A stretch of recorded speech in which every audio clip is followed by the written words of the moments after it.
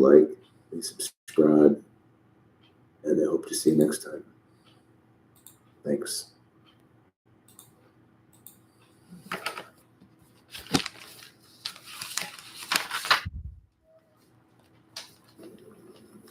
I don't know about you, but sometimes I find myself rooting for the asteroid.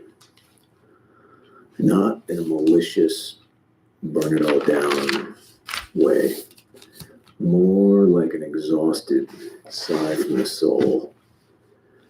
Like a cosmic version of pulling the fire alarm at work. And not because you want anybody hurt, but because then we can all go outside and sit in the grass for 20 peaceful, sane minutes and not talk about quarterly earnings or meal prep. There's something weirdly soothing about imagining it all ending, isn't there? I mean, civilization. You know, the meetings, the emails, the political arguments between people who can't even remember what they were mad about in the first place. The debt, the grind, the dating apps. Yes, the damn dating apps. It's not that I want the apocalypse. I just want a break. And total societal collapse is apparently the only thing left on the menu that might grant me one. And I'm sure some of you know how I feel. So let's talk about this. Let's talk about why so many of us quietly, probably guiltily, fantasize about the end of the world. And why we all, at one point or another, had a fleeting thought, like, if a solar flare knocks out the power grid, at least I won't have to go to my cousin's gender reveal barbecue. Because deep down, I think we're not really rooting for destruction. We're rooting for permission to stop pretending. All right, so we are, for lack of a better phrase, tired as hell. And there's a word for it now, doom scrolling. And it sounds cute, like a digital hobby or something. But really, it's 2 a.m. and you're in your underwear scrolling through mushroom clouds and genocide and political collapse. And AI doomsday predictions and celebrity divorces, all with the same dead stare you use to microwave leftover pasta. So we've entered a phase of civilization I call apocalypse fatigue. And it's not that we don't believe the end is coming. It's that we've gotten so used to expecting it,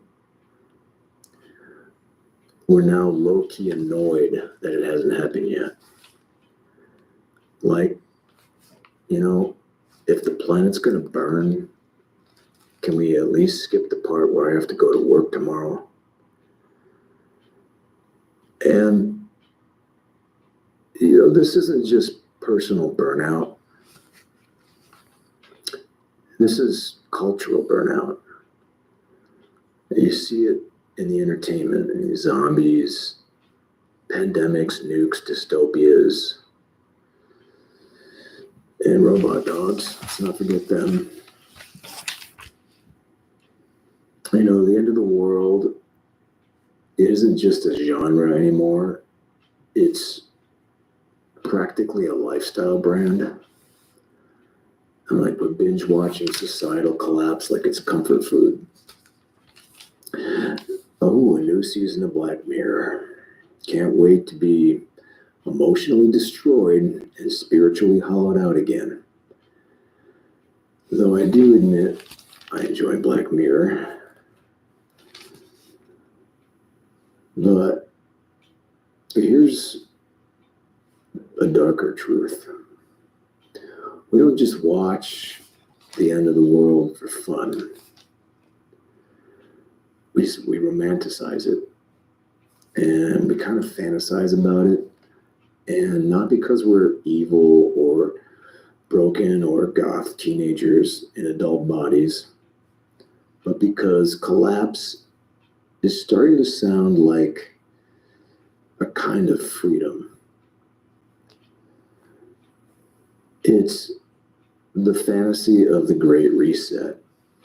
No more emails, no more awkward Zoom calls, no more productivity apps, no more soft launches on Instagram, just silence, trees, fire, a bunker full of canned beans, and nobody asking you to circle back ever again.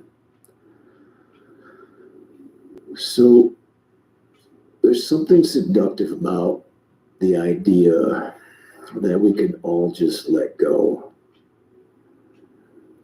that we could stop pretending everything's fine, that the pressure to optimize, to be likable and build your brand, all of it might finally dissolve under a mushroom cloud or a solar flare or a really well-placed asteroid.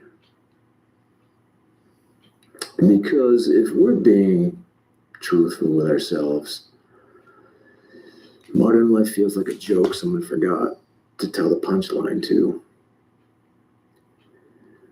We're buried under calendars, subscriptions, notifications, bills, side hustles, personal growth goals, dating apps, gym memberships, meal kits, therapy, burnout, eco-anxiety, student debt, social anxiety, career stagnation, and now we have AI coming to steal our jobs while simultaneously writing us poems about our mental health. And yet we're expected to smile through it and grind through it. Manifest abundance and hack your life and embrace the hustle and drink more water and take up cold plunges. And maybe you're just not trying hard enough, Frank. So, of course, the idea of collapse feels like relief. We don't want people to die. We just want a break. And we want the machine to stop.